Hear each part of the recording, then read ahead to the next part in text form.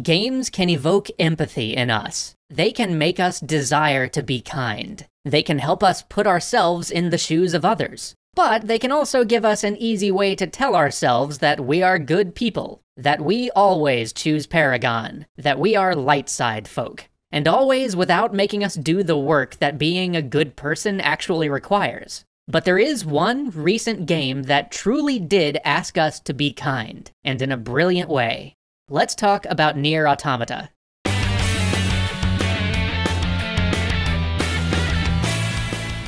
This episode was made in collaboration with the excellent people over at Wisecrack. Learn more about them and check out their thoughts on NieR Automata at the end of this video.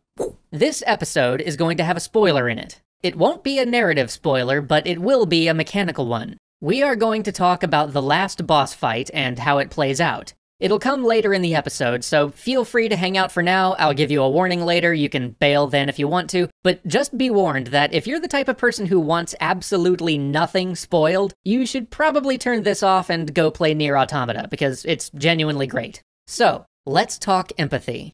You know that moment in Dark Souls where you see a bloodstain somewhere you died once, and you feel a tiny pang for the person who just went through that same thing? That is an unmistakable moment of empathy experienced through a game, and I bet more than one of you have acted on it, deciding to leave a message warning other players about the hazard. Not for the reward it would give you, but so that people you've never met and will never meet won't have to suffer the same way you did. That is kind of incredible when you think about it. It's part of what makes Dark Souls such a communal experience, even if you play the whole thing by yourself. But most games don't do that nearly as well. We have all had a moment where a game asked us to save a planet, rescue a cat, help some downtrodden villagers, something like that, and the game tells us that these are good acts, and that we are good people for doing them. We are often even given a goodness stat, so that we know just how good we were for helping out. I am so good. Look at how many good points I have. The problem, though, is that we really weren't. Empathetic acts are fundamentally about doing something for someone other than yourself. But in so many games where you have your save the puppies moment, that moment is really about you, not about whomever you're helping. So many games are so focused on empowering the player that many times acting good in a game ends up being about that too. Helping somebody isn't really the goal. The reward for helping somebody is the goal. Maybe it's some bonus the game gives you, or the praise you receive from characters in the game. Maybe it's the game itself praising you for being such a good person and forwarding your heroic story arc. And even in the cases where games actually ask something of you to do the good thing, it's often negligible, or something you'd want to do anyway. It's not actually a sacrifice. How many times have you been asked to give some trivial amount of gold to help out a poor and suffering group of people? It's one of those silly game tropes, right? I mean, if this village is hurting so much for money, they really should just leave town and beat up 12 slimes or something. That'll give them all the money they need. I could go do that in 5 minutes. Helping them is easy and meaningless. You're not actually empathizing with the group you're helping because you never have to consider the cost to yourself. The question of, should I help these people? Can I afford to help these people? Isn't something the game even makes you think about. Half the time, we're really only doing any of these good things because we figure it's what the game wants us to do. And even in the cases where you're asked to fight an additional boss or tackle some really hard level to do the right thing, it's often framed as a sacrifice, but really it's the game designers actually giving you more of what you want to do. Now you get to feel good helping people and fight a cool dragon. Boy, glad you didn't miss out on that optional dragon boss fight, huh? Oh, right, yeah, the people, yes. Thank goodness their lives have been improved. All in a day's work. Video game hero away! NieR Automata does something very different. And for those of you hoping to avoid spoilers, here is where I'm going to start dropping them, so I will now give you a moment to step out. Are they gone? Okay, all right. The final fight in NieR Automata is hard. Maybe impossibly hard. You throw yourself at it, you want to beat it so bad. You're so close to the end, but you die. And when you die, you're asked if you really want to suffer through this. Do you really want to continue? But littered around the screen are messages of encouragement from players all over the globe. So you start back up and you try again, and again you die. And again, and again.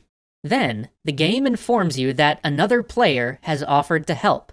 and one by one, ships swoop in. Other players are coming to your aid. The music swells from a single melody to a chorus, and now, because of them, you have a real chance. And as they die, one by one, you see that their names and their data has been lost. When you finally make it all the way through, you too get to write a message of encouragement to somebody out there, somebody you will never meet. You are given the opportunity to tell them they are not alone. Then the game presents you with a choice. You can become one of those ships. You can become one of those fighters and help somebody else like so many people helped you. But there's a cost to doing it, and that cost is your save file. Agree to help another player, and your save will be deleted. You will never meet the person who you help. You will never get any praise for it, or even have the satisfaction of knowing when your ship flew in to help somebody. In fact, the game stresses that you may end up helping somebody you wouldn't actually like, or who you wouldn't even talk to. And it's gonna cost you everything you've worked for in this game. The dozens of hours you've invested, all the items you found, all the levels you gained. All of those side quests and the parts of the story you never saw, you won't get a chance to finish them unless you start the game over. And, at least in my case, I was profoundly aware in this moment that I would never have time to do that. This was it. This is a real sacrifice, coming to terms with giving up something you love. Giving up the story you created, the hours you put into building it, just so someday somebody you'll never meet will have an easier time. I chose to do it, and I bet a lot of you did too.